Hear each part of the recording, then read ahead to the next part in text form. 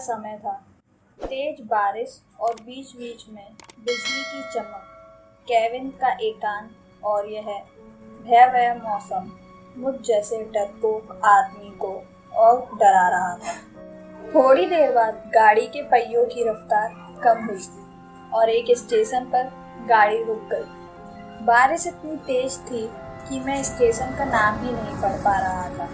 मैं अपने केबिन में अकेला था और बस इस इंतजार में था कि कोई सहयात्री आए जिससे बात करते करते आगे का रास्ता आसानी से कट जाए और एक अंदर से भय जो मेरे अंदर जाग चुका था उससे मुझे निजात मिल सके। दोस्तों, मेरा नाम भानु पाठक है और मैं बिहार का हूँ। बात है 5 साल पुरानी, जब मैं पटना जा रहा था। जब ट्रेन में मैं अकेला था और किसी का इंतजार कर रहा था, तभी किसी ने केबिन का दरवाज़ा खटखटाया और एक शांत सा दिखने वाला व्यक्ति केबिन में दाखिल हुआ। अपना सामान रखने के बाद वो मेरी तरफ देखकर मुस्कुराया और मेरी तरफ हाथ बढ़ाकर उसने परिचय दिया। मैं मिस्टर सिंघानिया, मैं बेंगलोर जा रहा हूँ पुनर्जन्म से संबंधित एक कार्यशाला में भाग लेने के लिए। मैंने उसे बताया कि मैं बिहार का हूँ और मैं पटना जा रहा हूँ। उसने कुछ खाने का सामान निकाला और मुझसे भी खाने को पूछने लगा। मैंने मना कर दिया। ट्रेन में किसी अजनबी के द्वारा दिए गए खाने को लेना असंभव था मेरे लिए। वो भी कम उस्ताद नहीं था। कसकर हंसा और बोला, शक कर रहे हो मेरे ऊपर?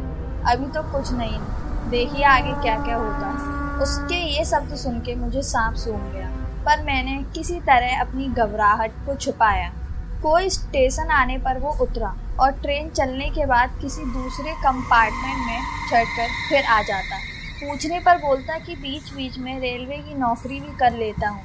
थोड़ी देर बाद मैं और वह कुछ अन्य विषयों पर चर्चा करने लगी। उसने पुनर्जन्म से संबंधित बातें प्रारंभ की और पुनर्जन्म को अंधविश्वास बताया। थोड़ी देर बाद उसने मुझसे पूछा कि क्या आप भूत प्रेत पर विश्वास करते हैं? मैंने कहा बिल्कुल।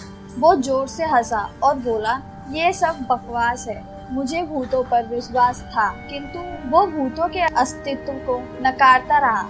आधी रात हो चुकी थी और मैं सोने का प्रयास कर रहा था। अचानक मुझे ऐसा लगा कि कोई मेरे गले पर गरम अंगार रख रहा है। मैं हड़बड़ा के उठा। कहीं कोई नहीं। मेरे अलावा उस रूम में मेरा सहयात्री था जो सामने की बर्थ पर घोड़े बेचकर सो रहा था। मैं फिर सोने का प्रयास करने लगा। अभी आंख लगी ही थी कि मुझे अपने पेट पर बहुत तेज दबाव हुआ। हंसने की तेज आवाज़ सुनाई दी। मैं घबराकर उठा तो देखा कि सहयात्री बर्थ पर नहीं था। लगभग 2 मिनट बाद वो आया और बोला, जनाब सोए नहीं? मैंने अपनी घबराहट रोकते हुए उससे कहा, अभी नींद नहीं। मैंने अपने बैग से एक मैगजीन निकाली और पढ़ने का नाटक करने लगा। सहयात्री भी बर्थ पर लेट गया और कुछ देर में उसके खर्राटे केबिन में गूंजने लगे।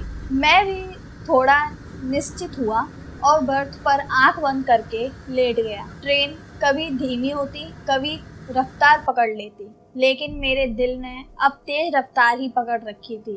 भय और घबराहट के कारण मैं टॉयलेट की तरफ जाने को हुआ। मैंने टॉयलेट का गेट खोला।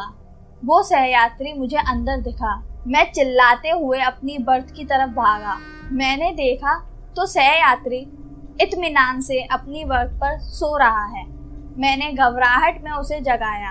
वो बोला, अरे क्या हुआ? इतना मासूम लग रहा था जैसे उसे पता ही ना हो कि मैं किसके बारे में बात कर रहा हूँ। मैंने कहा, आप यहाँ भी और टॉयलेट में भी? वो हंसा और बोला, मैं कितने रूप में कहीं पर भी रह सकता हूँ। घबराहट के मारे मेरे पसीने छूट गए। मैं बिल्कुल निर्जीव सा हो गया। वो बोला, तुम्हें भूतों पर विश्वास था ना? तुम्हें तुम्हारे विश्वास का प्रमाण देना था। तुम्हारे जैसे लोगों के कारण ही हम भूत पिशाच लोगों का अस्तित्व है। इतना कहकर वो मेरी आंखों के सामने से अचानक गायब हो गया। मैं डर के मारे निर्जीव सा बर्थ पर बैठा रह गया। तभी केबिन के अंदर टीटी आया। उसका चेहरा देखकर मैं बेहोश हो गया, क्योंकि यह वही सहयात्री था जो मेरे साथ बैठा हुआ था। वो मेरे सामने ऐसे खड़ा हो गया जैसे कुछ हुआ ही ना हो और टिकट चेक करके मुस्कुराकर चला गया। मेरे हाथ पैर फूल चुके थे।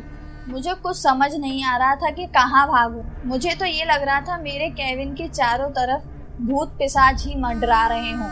मैं जाना तो पटना चाहता था, लेकिन इन हरकतों की वजह से मैंने अपना डिपार्टमेंट बदला और दूसरे केबिन में चला गया। वहाँ भी मेरा एक सहयात्री था जो लगभग 40-44 साल का था।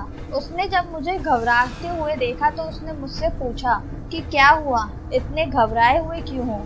मैंने उसको सारी बात बताई तो उसने बोला, भूत प्रेत पर विश्वास रखने वाले या उन्हें ना मानने वाले लोग अक्सर इस भयानक घटना का शिकार हो जाते हैं और मुझे तसल्ली दी कि अब मैं ठीक हूँ। वो रात मैंने कैसे काटी ये मैं ही जानता हूँ। अपना काम ख़त्म करते हुए जल्दी मैं अपने घर पहुँचा और फिर कभी भी ट्रेन में अकेले सफ़र नहीं किया।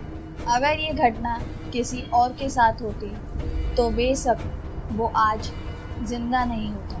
जाने वो मुझे क्या समझाने आया था, दिखाने आया था, पर उसे देख के मेरी हालत तो ख़राब हो गई और मैं नहीं चाहता कि आगे से कभी भी मेरे साथ ऐसा कुछ हो। तो दोस्तों, अगर आपको हमारी वीडियो पसंद आई हो तो अभी लाइक करें, कमेंट करें और शेयर करें और फटाफट से चैनल को सब्सक्राइब कर दें।